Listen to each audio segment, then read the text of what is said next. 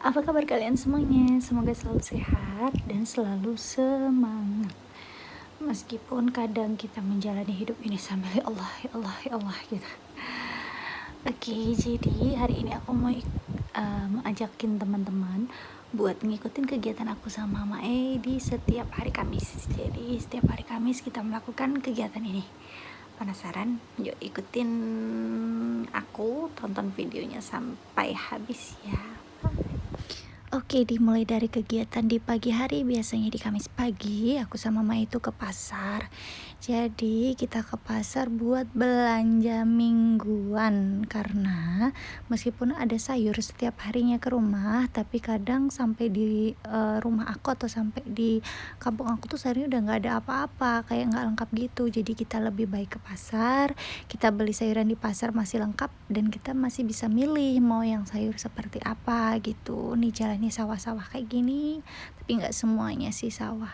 Dan kalian nggak usah khawatir teman-teman, soalnya kalau di daerah aku hampir semua jalan itu udah aspal. Nggak pun aspal itu minimal udah dicor, meskipun aspalnya rusak tapi nggak separah itu, nggak separah kalau jalan yang belum diaspal atau belum dicor sama sekali.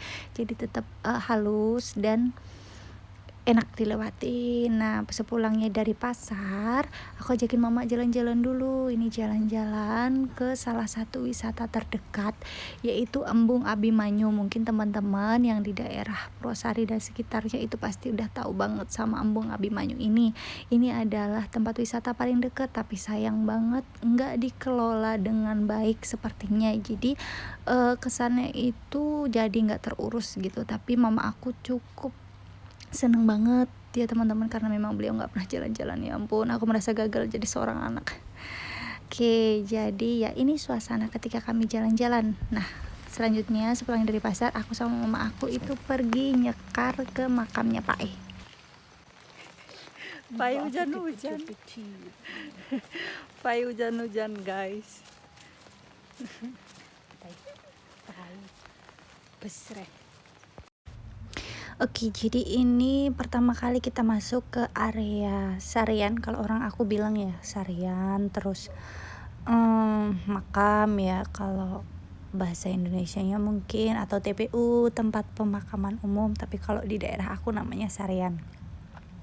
Biasanya ibu-ibu tuh pada nyapu Sarian itu di hari Kamis, jadi kayak bersih-bersih gitulah. Mungkin kalau orang desa itu namanya besreh gitu kan, malam Jumat ya dibersihin. Tapi karena saat itu tuh ini sebenarnya gerimis guys, dan gerimisnya itu agak agak padat ya. Aku aja kan pakai payung tadi. Nah, jadi nggak ada yang nyapu ibu-ibunya, cuma aku sama maknya aja. Ini hujan-hujan kita nyapu.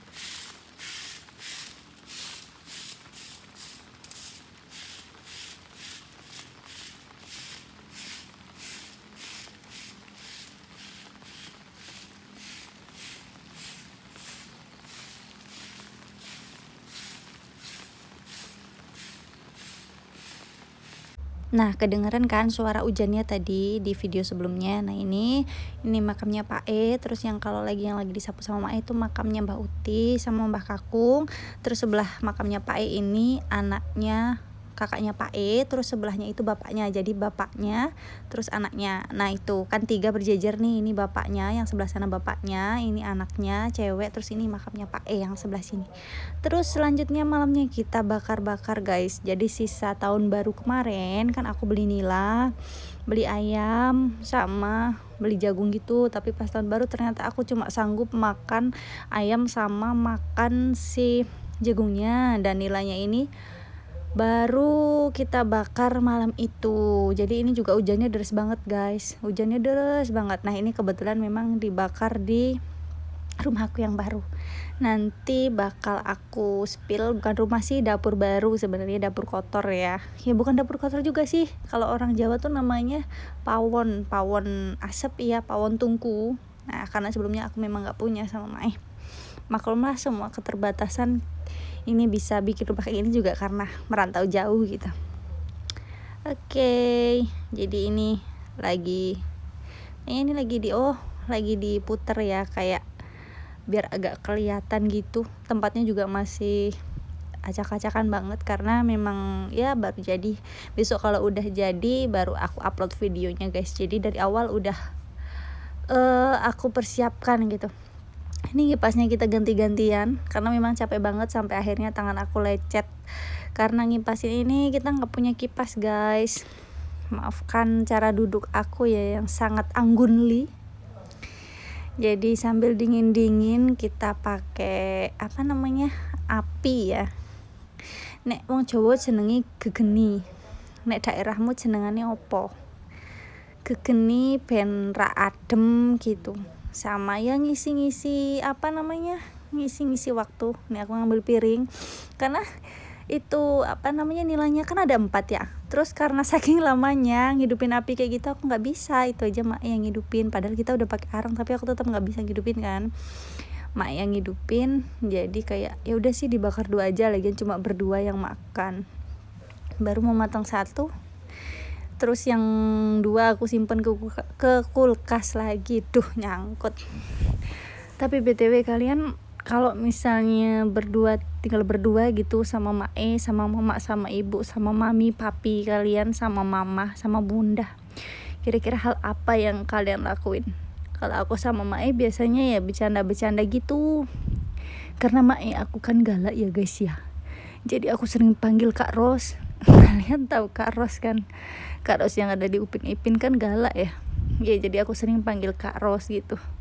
Terus kalau Mae manggil aku Cupin, karena dulu waktu masih zaman di Padang, tetangga aku itu ada yang manggil aku Cupin.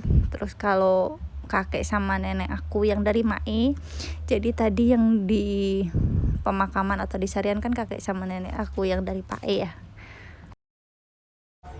Terus kalau yang masih ada sekarang itu kakek sama nenek aku yang dari Mae. Kalau mereka dulu manggil aku Cenil, karena dulu tuh aku kecil banget, bahkan sampai sekarang pun sebenarnya badan aku pun masih kecil gitu, tapi kan kayaknya nggak sekecil dulu gitu. Aku makanya sering dipanggil Cenil, sampai sekarang pun aku masih dipanggil Cenil gitu. Aduh, ya udahlah ya guys, silahkan ditonton aja ini kegabutan kami. Karena aku udah bingung, aku nggak tahu lagi mau menonton mau ngomong apa, udah kehabisan bahan aku kayaknya. Mungkin kalau misalnya ada pertanyaan aja, teman-teman bisa komen di kolom komentar, silahkan ditanyakan apapun yang ingin ditanyakan. Seandainya ada kritik dan saran silahkan disampaikan juga. Semoga konten-konten dari aku ini sedikit menghibur ya guys ya, karena aku juga bingung aku mau bikin konten apa. Kayaknya ya kehidupan sehari-hari aku sama Mae aja yang mau aku kontenin, karena emang ya gimana ya, ketika kita kehilangan salah satu dari orang tua kita, entah itu ayah atau ibu ya, kayak yang aku rasain sekarang. Ayahku udah nggak ada ya, udah duluan diambil sama yang punya, sama yang maha kuasa. Karena yang maha kuasa lebih sayang sama ayahku alhamdulillah orang baik gitu ya, jadi udah diambil duluan karena Allah lebih sayang sama ayahku. Tinggal kami berdua yang masih harus berjuang rasanya di dunia ini. Tapi aku sama Mai percaya bahwa kami berdua itu kuat tanpa Pae gitu. Jadi Allah itu mempercayakan tulang yang sangat kuat kepada kami berdua, sehingga Allah ambil Pae duluan ya, karena kami kuat untuk menjalani hari ini dan kedepannya. Tanpa Pae kami kuat untuk berjuang sama-sama. Aku kalau bahas udah tentang Pae sama Mae bener-bener udah kayak nggak ada kekuatan guys. Kalian gitu juga nggak, maksudnya kayak sedih gitu kalau udah bicara soal orang tua. Karena jujur aja sampai saat ini aku merasa jadi anak yang gagal. Kayak aku kan anak tunggal ya, jadi kayak anak satu-satunya. Tapi sampai akhir hayat ayahku, aku belum sempat bisa ngebahagiain, belum sempat ngasih yang ayahku inginkan gitu kan. Yang namanya orang tua kan menginginkan anaknya udah sukses, maksudnya di dunia itu secara finansial, secara pokoknya keseluruhannya. Ayahku belum sempat melihat aku seperti itu, tapi aku percaya di sana ayahku tetap melihat perjuangan aku sama Mae sampai detik ini gitu. Aku pengen nangis kalau cerita soal itu. Semoga sekarang kan orang tua aku tinggal Mae, semoga aku masih diberi kesempatan untuk membahagiakan Mae. Dan aku tahu Pak E di sana itu ngelihat aku, ngawasin aku sama Mae, dan juga ngedoain kita berdua. Aku pengen nangis. Aku pengen nangis kalau nyeritain kayak gini. Aduh, pokoknya buat kalian yang orang tuanya masih utuh ya, tolong sekesal apapun kalian sama orang tua, semarah apapun kalian sama orang tua itu, jangan lupa minta maaf selagi kalian masih bisa minta maaf. Wujud mereka masih ada, raga mereka masih bisa dipegang, mereka masih bisa respon kata-kata kalian, kalimat yang keluar dari mulut kalian masih bisa mereka respon. Jadi kalian benar-benar sayangi mereka, jangan sampai kalian mengecewakan atau menyakiti hati mereka. Bener loh guys, aku dari dulu gak pernah kepikiran kalau aku bakal ditinggal salah satu dari orang tua aku. Gak pernah ada pikiran sampai sana, dan aku gak pernah mau. Kalian juga pasti kayak gitu kan. Terus tiba-tiba Allah kasih aku nasib yang seperti itu ya. Beliau ambil ayahku, itu rasanya berat banget guys, sumpah. Jadi kayak gimana ya, kayak aku hidup tapi rasanya udah hilang lah separuh gitu. Jadi kayak udah aku menjalani hidup ini tuh udah kayak pasrah banget. Kalau dulu tuh kayak mati-matian gimana caranya aku pengen sukses gitu, tapi sekarang kayak yang penting aku bisa membahagiakan ibuku, Mae, mamaku semampu dan sebisa aku udah seneng banget guys. Ya aku malah curhat deh sama kalian di sini, tapi semoga kalian mendengarkan curhatan aku ya, karena aku bingung aku harus ngomong sama siapa. Aku bingung, kadang aku bingung kalau misalnya ada yang aku rasakan di dalam hati. Aku bingung aku mau mengungkapkannya gimana, aku mulai dari mana. Makanya lewat momen-momen kayak gini kebetulan aku tahu gimana cara menyampaikannya. Ya udah, seandainya pun gak ada yang nonton video ini, setidaknya aku udah mengeluarkan unek-unek dan apa yang ada dalam hatiku. Untuk harapan aku selanjutnya, semoga Mae diberi kesehatan, kelancaran, rezeki yang berkah, kebahagiaan dunia akhirat, dijauhkan dari orang-orang yang zolim. Pokoknya aku berdoa Mae bahagia, Pak E di sana juga bahagia. Pak E nunggu aku sama Mae di sana, dan aku sama Mae juga nunggu buat kumpul sama Pak E gitu. Jujur sih kadang aku sedih ya, karena ya memang kita kan hidup lama di perantauan gitu, jarang kita di rumah nih ya, karena Pak E sakit kemarin.